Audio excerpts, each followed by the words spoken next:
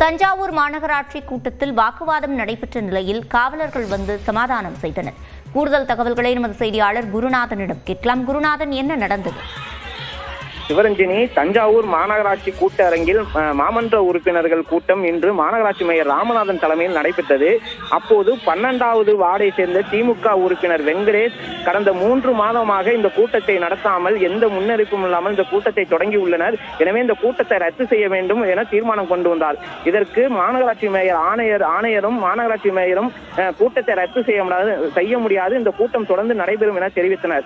இதனால் திமுகவை சேர்ந்த 10க்கும் மேற்பட்ட உறுப்பினர்கள் மேயருடன் வாக்குவாதத்தில் ஈடுபட்டனர். இதனைத் தொடர்ந்து உடனடியாக இந்த கூட்டத்தை ரத்து செய்ய வேண்டும் என அவர்கள் தொடர்ந்து வாக்குவாதத்தில் ஈடுபட்டனர். இதனால் அங்கு கலவரம் போல் காட்சியளித்தது.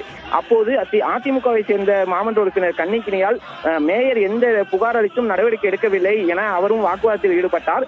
அப்போது மேயரின் ஆதரவாளர்களான மாமன்ற உறுப்பினர்களுக்கும் திமுகவின் எதிர்த்தரப்பான மாமன்ற உறுப்பினர்களுக்கும் இடையே வாக்குவாதம் ஏற்பட்டது. அப்போது அதிமுகவை சேர்ந்த கன்னிக்கினியால் வாட்டர் கேனை தூக்கி பெஞ்சில் அடித்து தனது எதிர்ப்பை பதிவு செய்தார். உடனடியாக இந்த கலவரமான காட்சியை அடுத்து மேயர் கூட்டத்தை பாதியிலேயே நிறுத்திவிட்டு கூட்டத்தை விட்டு வெளிநடப்பு செய்தார். மேலும் திமுக மேயருக்கு எதிரான திமுக மாமன்ற உறுப்பினர்களும் கூட்டத்தை புறக்கணித்து ஆணையரை சந்திக்க அவர் அலுவலகத்தில் சென்றனர். ஆனால் ஆணையர் அங்கு இல்லாமல் வெளியே சென்று விட்டதால் ஆத்திரமடைந்த திமுகவை சேர்ந்த மாமன்ற உறுப்பினர்கள் ஆணையர் அலுவலகம் முன்பே தர்ணா போராட்டத்தில் ஈடுபட்டு வருகின்றனர். இந்த நிலையில் இந்த கூட்டத்தை பார்த்துக் கொண்டிருந்த மாமன்ற உறுப்பினர்களின் ஆதரவாளர்கள் ஒருவருக்கொருவர் மோதிக்கொள்ளும் சம்பவம் ஏற்பட்டது.